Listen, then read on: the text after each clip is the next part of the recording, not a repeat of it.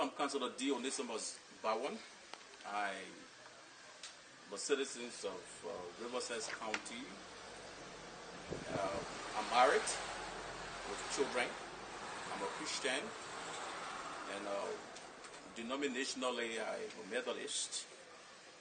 My educational and professional background, in 2012, I was admitted to the bar of the Honorable Supreme Court of Liberia as Counselor at Law. In 1996, I obtained my BA degree in mass communication from the University of Liberia with emphasis in print media and minor in English. In 1982, I graduated from the William V.S. Tupman High School on 12th Street. Work experience, in 2010, up to the time I resigned, sometime last month, as county attorney, in order to allow me to participate in this election. I served as county attorney for the 2nd Judicial Circuit Court in Grand Bassa County. From 2012 to 2013, I served as Instructor of Criminal Justice at the Grand Bassa Community College in Buchanan, Grand Bassa County. From 2009 to 2010, I served as county attorney at the 14th Judicial Circuit in Riverside County. 2008, I served as legal counsel for the Liberian National Police at the police headquarters in Monrovia.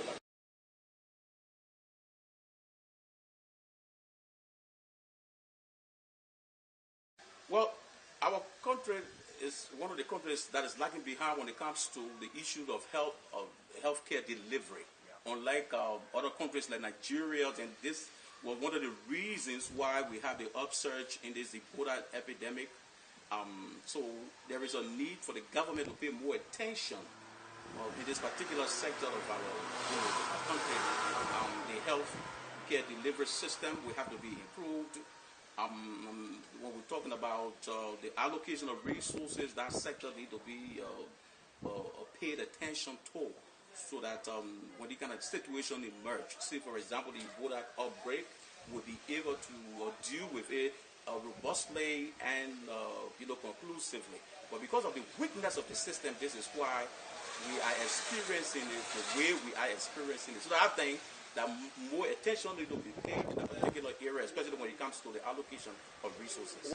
Well, the thing about it is that first of all, the absence of the health institutions, say maybe clinics, in most of the areas, you go to some of the counties, you don't see anything like that.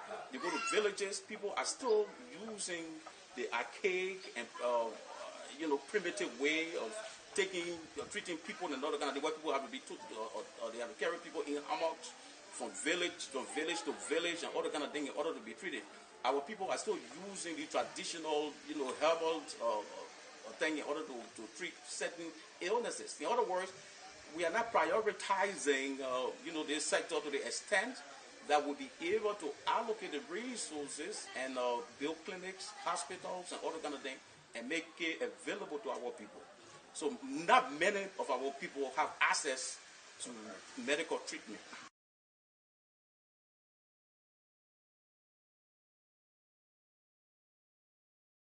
Well, what River says is that's one of the issues that we have been grappling with, and if we are successful to be elected as senator for the county, is one of the areas that we want to focus our attention on, because you have this thing about sectionalism.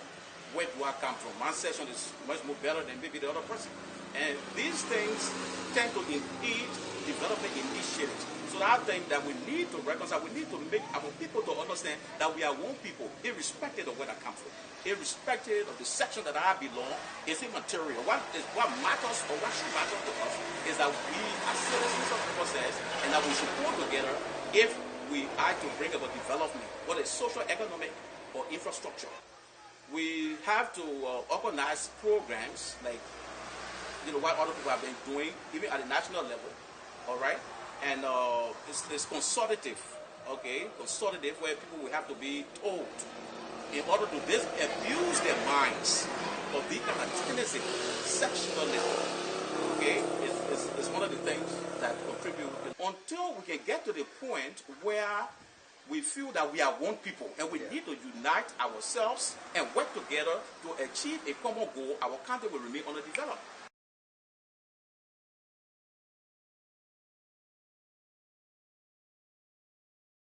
Well, because this is my area. I mean, as a lawyer, and of course as a prosecutor, this is my area. Yeah. Now, what we need to do though is our people understanding of the criminal justice system is limited. I must, and this is why usually we tell them the understanding of the vast majority of our people is limited to the extent that even if somebody is arrested today for having committed an offense, and that person is taken to the police station, in their mind, because the person is behind bars, pre-trial detention, the case is over. But the criminal justice system does not work that way. There are three basic components of the criminal justice system. The police that is responsible for the arrest of alleged criminals, the court system, or where the person will have to be given his day in court, either acquitted or found guilty, and if the person is found guilty, they have to go to the correction center. But our people are not mindful of it. And these are things that we've been telling them over and again. So until we get to that point where most of our people will understand the working of the criminal justice system, we still have a long way to go. Well, again, what is needed in my mind, as a lawyer, as a journalist, I think we need to do awareness, public awareness. It's very essential, and it's the role of the journalist. We have to do public awareness. We can even have town hall discussion, role play, and tell them so that they will know. Do you understand? Because there's no, like the armed robbery scenario in Monrovia, for example. So now the person comes and rob you, they did a lot of things. You go to the police. The person who is the victim of the robbery will not have, the mind to say, their fear is that maybe there will be repression against me. So they are not willing to go and testify. But they need to testify, and that's the only way we go. You cannot keep the man in prison perpetually. It would be against it would be in violation of his right under the Constitution.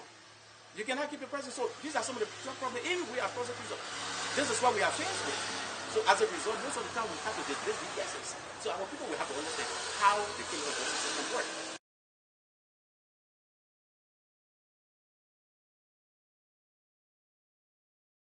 Well, the economy, I think we have to create an enabling environment in order to for more investment to come, to create employment for our people, and all of that. So those that are responsible for making sure, like the NRC, they should put in place the mechanism that will make investors, to gravitate, towards our own economy and allow other people to get jobs and all that kind of thing. But I think as the economy is right now, much needs to be desired. Much needs to be desired. So we need to improve the system, say maybe business registration mechanism, the atmosphere, conditions under which people work, and all they're going to deliver. For example, the case, what the guys, those investors, the Korean investors, I was part of the investigation at the level of the law school, Dean Jala. Yeah. They brought their money, $250,000. Because they spent $5,000 at the bank and all the kind of things, so they had $247,500. And then people in the security arena went and took the people money.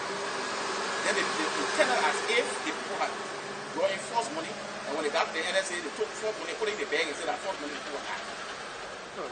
You understand? These are things that discourage investors. So when these things go on the upside, other potential investors will get discouraged, and our economy will continue to dwindle. And so these are some of the things. But I think once we correct